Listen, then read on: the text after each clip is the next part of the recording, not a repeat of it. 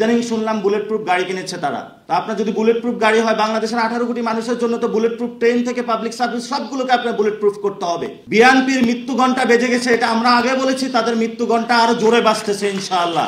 এবং আওয়ামী লীগের পরিণতি বিএনপির পরিণতি হবে। মিলিটারি কু বারবার করার প্রচেষ্টা করা হয়, তাহলে তো আমাদের নতুন করে আবার ভাবতে হবে।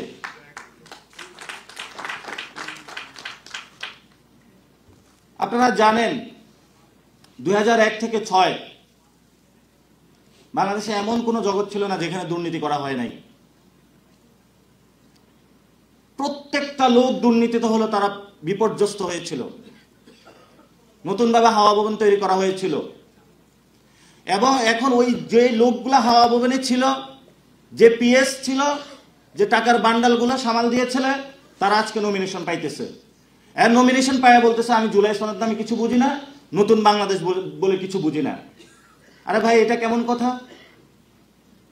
তাহলে আপনি যে হাওয়া ভবন প্রতিষ্ঠা করলেন, বাংলাদেশে দুর্নীতি করলেন, এই গডফাদারদেরকে সৃষ্টি করলেন, সেই গডফাদারকে আবার নমিনেশন দিলেন, তো তাদের সামনে তো আসলে আপনার জুলাই সনদ বুঝার কথা না।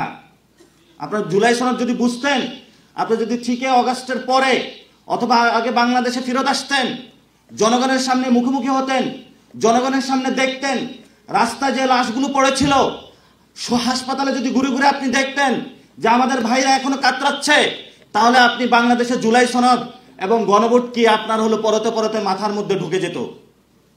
এটা আমাদের জন্য লজ্জা। বাংলাদেশ স্বাধীন হয়েছে, এখন আপনি আসতে ভয় পাচ্ছেন না। আপনি যদি ভয় পান, কাকে ভয় পাচ্ছেন আপনি? আমরা তো ভারতকে ভয় পাই না? আমরা কি দেশে চলাফেরা করি না? আমাদের কি স্নাইপার ওই সময় 5 তারিখের পর 8 তারিখ পর্যন্ত গুলি করার জন্য ঘুরে নাই? অসংখ্য স্নাইপারের মধ্য দিয়েই তো আমরা জীবন অতিক্রম করেছি। ইদানিং শুনলাম বুলেট প্রুফ গাড়ি কিনেছে তারা।